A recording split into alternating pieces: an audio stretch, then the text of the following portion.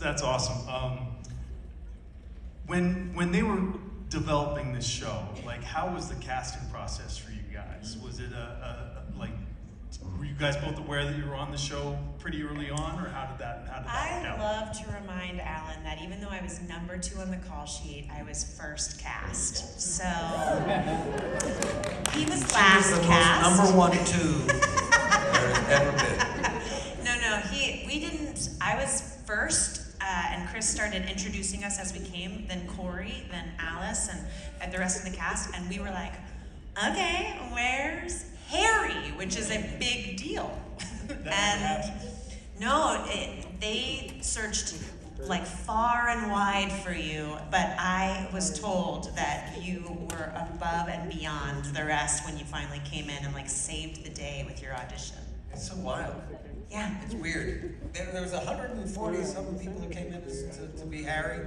And for me, my experience was just like, oh, hey, there's a TV show for sci-fi. Here's the script. Let us know if you want to audition.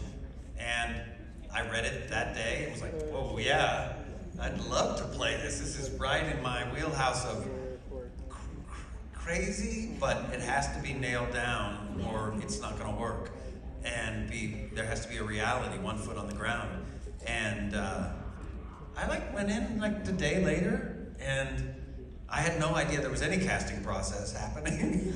And they've been looking for you for a long time. Yeah. And apparently you were the only one who did the alien like you do the aliens. And so they kept saying that. I was like, I know some, because they're like, nobody could do it with you. I was like, I know some guys.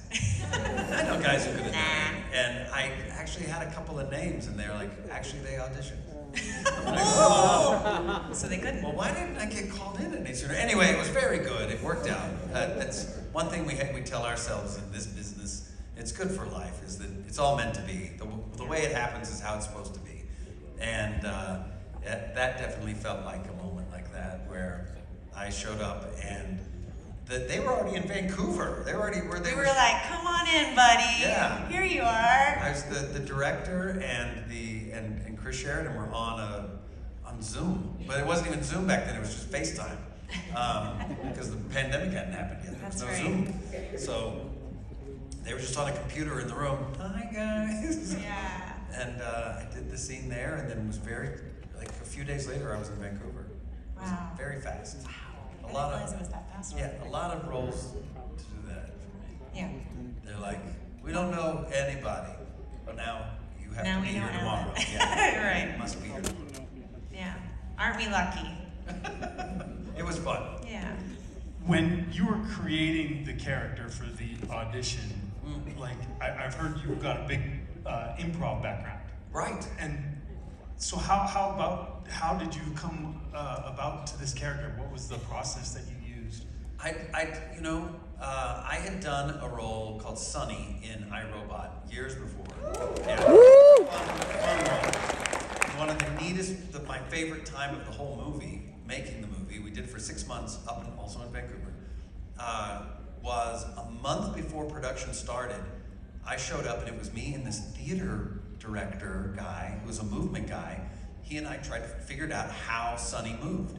And I brought a bunch of books about this stuff called Alexander technique, which is how the skeleton is supposed to move, how we're all supposed to sit properly, and when the most efficient way of movement, and the most proper way of speaking. And we just drilled down on all of that stuff. Got really acting nerdy about it. It was so cool. It was like a big budget movie, but we were in a studio doing theater work. And it was the neatest. We were watching no theater. We were old kabuki theater, just watching different ways that physical movement can express emotion. And I was in heaven.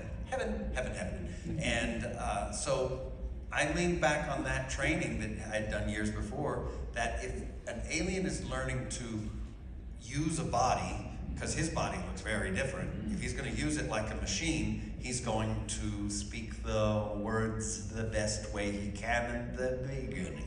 And it just started like that, and then he would move in the way that the skeleton, as if it was a machine. And then as we went and kept doing the season, he just got a little weirder and weirder. It was like once his emotion took over and it became less just a movement that didn't have emotion in it. He got just super weird. He's so odd. And I'm so glad that those of you that did come along with us on that ride didn't go, I'm turning this off, I can't. He's just too weird. Thank you. Well, I think a big part of that was the rest of the